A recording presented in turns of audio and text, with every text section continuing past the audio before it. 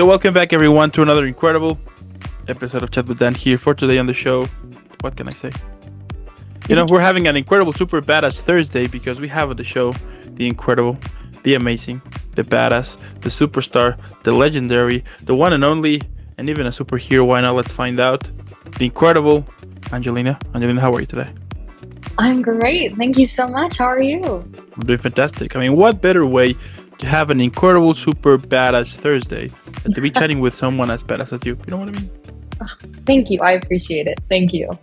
There you go. I try. Now, if you are new to the channel, don't forget to leave a like, subscribe, follow. It helps a lot. But also, in the description below, you're going to find all of Angelina's social media. Let's follow her. Let's share some love. And we're on a mission right now. We were about to discover why she's super badass. So I got you here. And without further ado, let's jump in.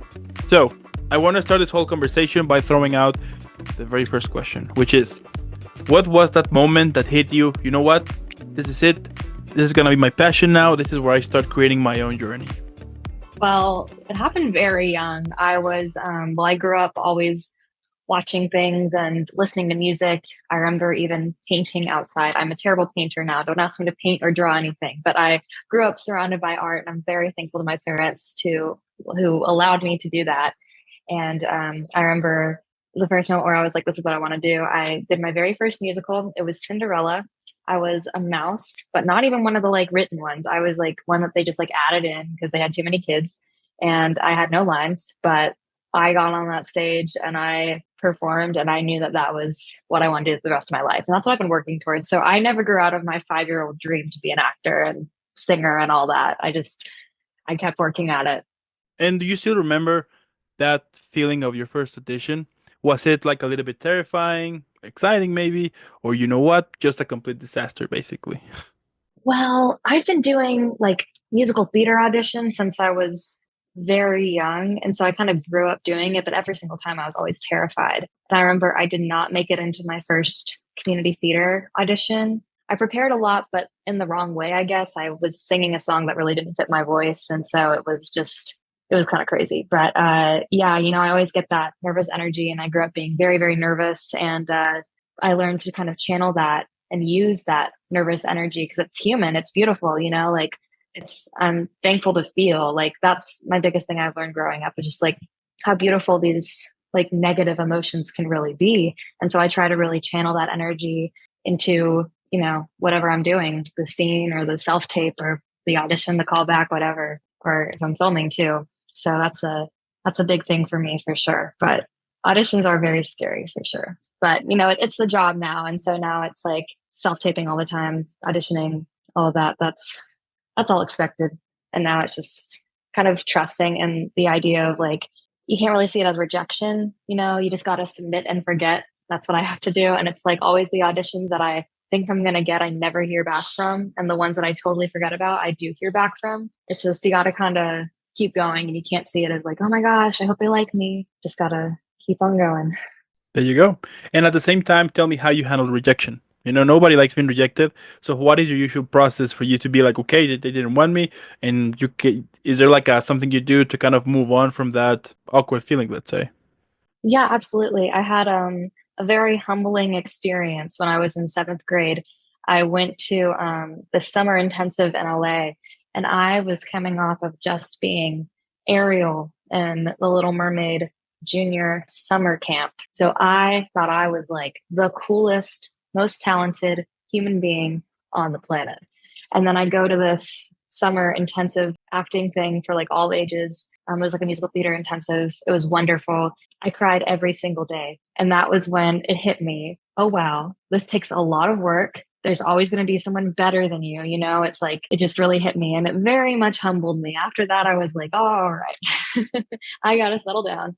And I very much did. I always try to audition for as many things as I can because rejection is just a part of the job, and you can't really see it as rejection because it's not always a personal thing. And every audition is a chance to practice and use your craft and, create art. So, and that's what I'm here to do. So even if I just get to play this character for, one self-tape, that's great. I'm having fun playing this character, And so, but really when I'm oh, I'm going to get this, I'm going to get this, I'm going to get this, that's when I don't get it. But I've definitely learned as I've done more auditions, just the importance of self-care after auditions too, and just submitting and forgetting. And then I had an amazing coach who told me the way to like kind of look at rejection is like you get 50 no's for every yes. So it's like you're collecting your no's for a yes eventually. And so it's probably more like 5,000 no's, but still I'm collecting my no's, you know?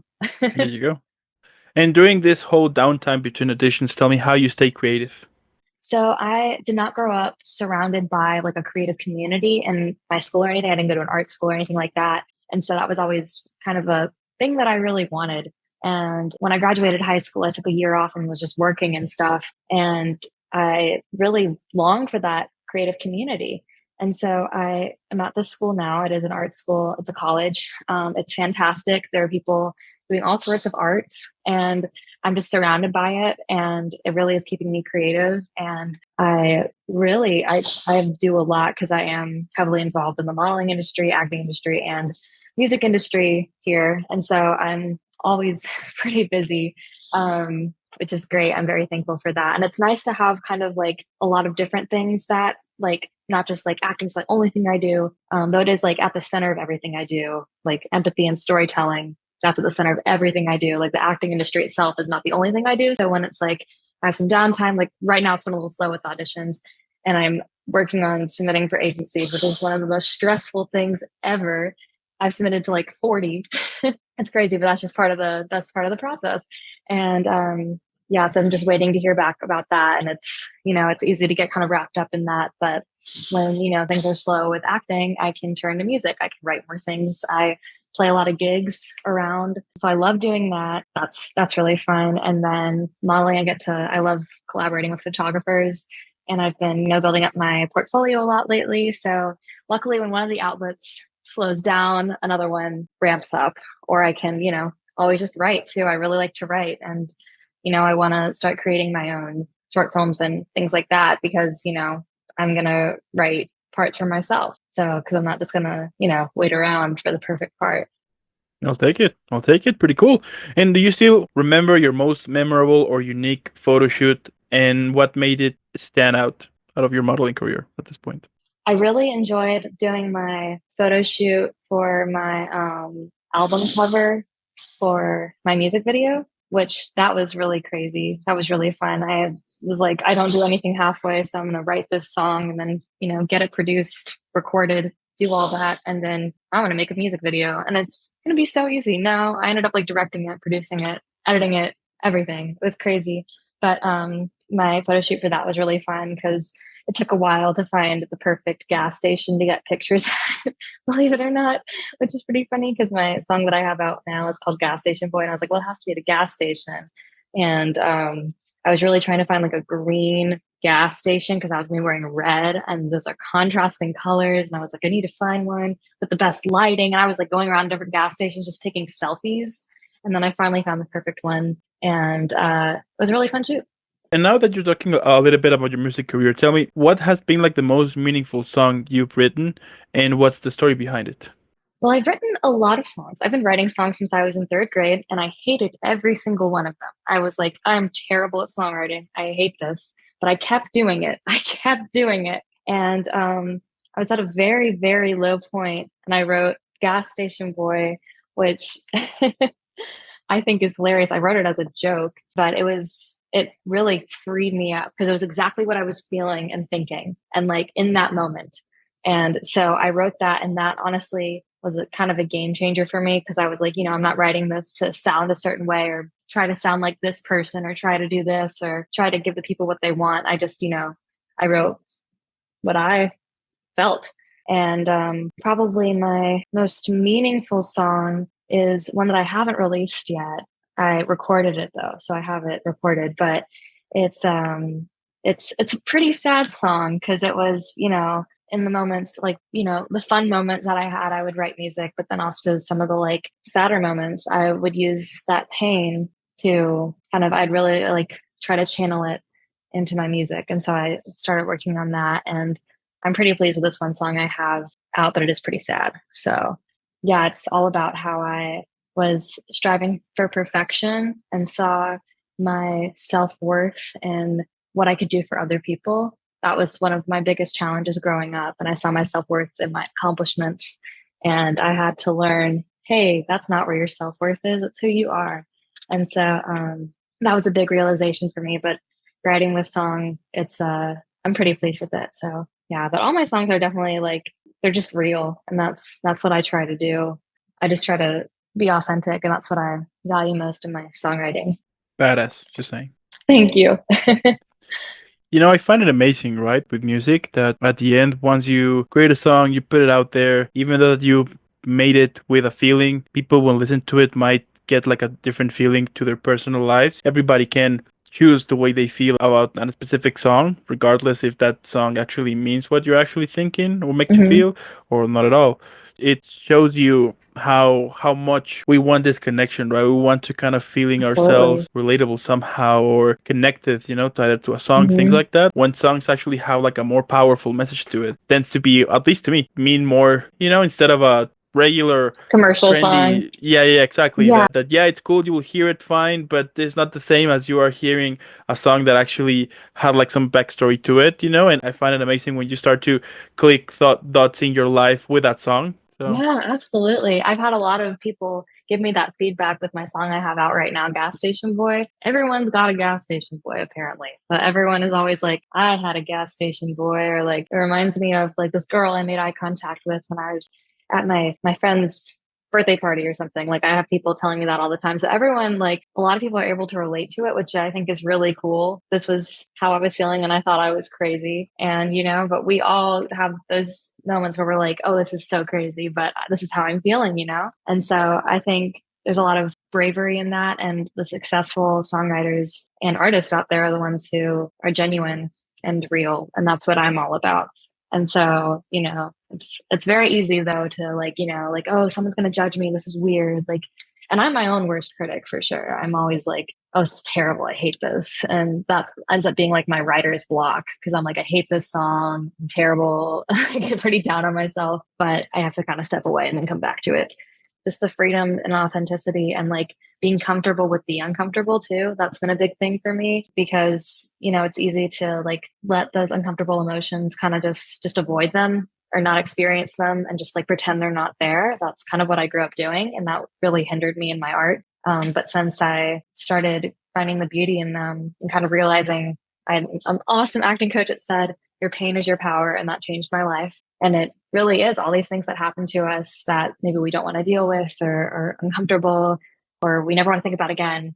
Those feelings we have and those emotions we experience are there for a reason. It's all part of humanity. And I think our society and this generation just needs true like humanity restored, honestly, because everything, it's really easy to look on TikTok and everything and see like a lot of filtered stuff and things that aren't genuine and people who are just doing things for one reason or another. And so that's my main thing I try to do with my music. So and tell me, what do you think it's one of the, let's say, problems that this generation has with the type of music that is been released recently, all of the trending topics, like things like that? So, what do you think it's one of the problems that this generation is kind of facing without them even actually know? yes, well, I am a big fan of a lot of the popular women artists right now because I have seen an increase in just being real and genuine. Like some of my favorite artists are Liv Rodrigo. I love her. All of her songs are very inspiring to me and like the sense of being like, oh my gosh, that's how I feel. That's so real. Like, and then Sabrina Carpenter, of course, and Taylor Swift is the original one doing that, just being authentic with how she feels and just like the authenticity. I think a hindrance with upcoming artists could just be like trying to emulate what they think success looks like. And that's a really tricky thing because everyone wants to be successful. So it's like, let's do what works. And you have to do what works, but you also have to be true to yourself. So it's kind of finding that balance and that like that sweet spot is where it hits for sure. I just went to this songwriting publisher event in Nashville. And that was the big thing they were talking about. They were like, yeah, you can't, it's really tricky because it's like you have to write things that could be on the radio, but also like don't sound too much like it, but also do, but also the lyrics are true to yourself and relatable, but also can connect with other people. And like, there's like, it's very, very tricky. So I think just kind of the key with upcoming artists is just continuing to write, like writing everything. And so that's what I write 3 pages a day. I do my morning pages, which is recommended by an acting coach. So I just write 3 pages of whatever I'm thinking a day. And it's great because I'm an overthinker, and it like kind of validates some of those feelings or thoughts that I'm like, oh, you're crazy for thinking. And I'm just like, okay, they're on paper. There we go. So that was a big change for me that I did that really helped. And yeah, like what would be your definition of success? I think true success is like achieving your personal goals while staying true to your character and who you are. Because I don't know if it's necessarily success if you do achieve your goals, but have to change who you are to get them. Because is it really you who's achieving the goals, or just, I don't know. I can get in a little spiral of thinking about stuff like that, but it's very, very difficult to do in this industry for sure. But I don't want to take the easy way out. I'd much rather, take longer, but remain who I am and stick to my values and what I believe in than take the easy way out. And tell me how you handle this whole vulnerability when you're putting yourself out there, either with your music or with acting. Like how you handle this vulnerable feeling, knowing that people are gonna see it, might like it, might not like it. Like how you handle that. Yeah, that's tricky for sure. With my music, when I first released my first song, because it was something I'd never done before, I was very conscious of what people were thinking. And like, I was like, are people going to like me? Is this bad? Is this good? I was very much craving that validation. And that's definitely something that I do. And that's just human nature. So I did luckily get some good feedback, but I also got a lot of people hating on it. And I was so upset. I was so mad. Because I had TikTok, and I think like all these bots or someone, I don't know, everyone was hating on me. And I was like, please don't hate on me. I was like, I can't take this. I'm just not made for TikTok. So I deleted it. And that's what I needed to do, to get out of that mindset. I did not need people throwing negative energy at me, but that's what's going to happen. I'm going to work with people who are not a fan of what I do, and that's okay. That's totally okay. I've met some people who are not a fan of the song. That is totally okay. It's not for everyone, and that is totally fine. And like, as I progress in my career, I'll have to deal with more negative energy coming towards me and coming at my art and things like that. So I really have to, it's moments like that where you have to stay true to yourself and, put up that boundary, put up that bubble to protect yourself and to protect your heart for sure. And it's also important to, when you receive critics, be sure where they come from. If they actually come from a Exactly. place of Yeah. love, you should listen to them, because probably Absolutely. Yeah. there's a lesson out there. But when you receive critics for just for the sake of trolling or things like that, Yeah. at least to me, when that happens, I tend to be like, meh. It's their opinion. Sure, we live in this era that everything feels that it's entitled to say whatever they want, which somehow, sure, but when they cross a line to become offensive, then I just immediately be like, okay, so it's one of those, and just close the door. And of course, it's Hmm. hard. Not gonna lie, it's easier said than done. When you receive Yeah. like a hate comment, being on the way you are working on, or just a mean comment in general, sure, it hits for sure. But I do think that it's with over time you start to understand to it and be like more. You learn how to slip things more easily, right? If they actually come from a Yes. place of love, I will embrace them. If they come from a place of Yeah. hate, whatever, keep moving forward. Absolutely, because I'm all about growing and learning every single day. So I'm absolutely open to feedback and criticism. My acting coach right now calls them offerings. I like that a lot better than criticisms. Because you take what works and leave the rest. So like maybe someone can say something that helps you out, but if not, that's fine. It's your journey. You're carving your own way. I hate those hate comments. I'm like, Totally, but hey, you make it happen, and that's pretty cool. And tell me, thanks. what song would you say that could describe a little bit about your personality? Not mentioning yours. I actually just talked about this with my roommate. Ballad of a Homeschool Girl by Olivia Rodrigo. It's a very, very fun song, very funny, but also very real and very me for sure. We were talking about like what song like we would, say like, oh, if you want to see who I am, listen to this. So that would be mine. I'll take it for sure. And what's the most surprising thing you've learned about yourself through your music? I've gained a sense of freedom that I didn't realize that I needed. I guess it's kind of freeing me from my inner critic, and through writing music and producing it and making it happen, well, I'm not producing it, but getting it produced, making it happen. That's really shown me like my voice and my story matters, as well as just the people's story that I'm telling through acting. And so that's really inspired me to continue to write and maybe write my own short films and write feature films. It kind of shifted things for me. And I was like, wait, my story is also valuable. My voice is also valuable. The things that have happened to me are also valuable. Yeah, it kind of changed the game for me for sure. And if you had to describe your musical journey in 3 words, what would it be? I'm going to say freeing. That's my number one. Character building as an adjective. It built my character. And I would say also maybe explorative. I don't even know if that's a word. I think that's a word. We just created one in case not so. Yeah, I'll take it. I'll take it. Okay. Okay. And are there like any projects or experiments in music you're excited to explore in the near future? Yes, I have another song coming out at some point. I'm working on an EP. I have another music video in the works too. So I got it all. It's happening. It's coming.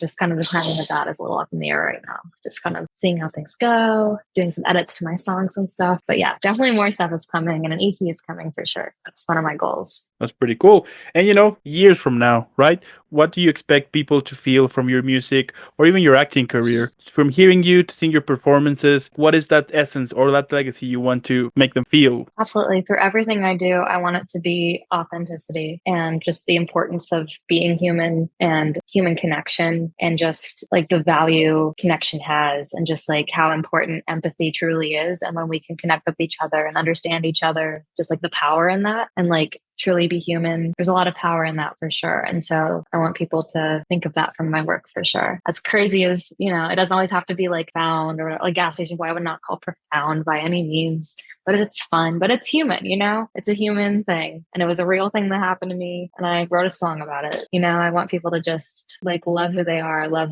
everything they experience, Okay. And what motivates you? We all have those days that basically we just want to quit. It's inevitable, happens to all of us every single day, whatever.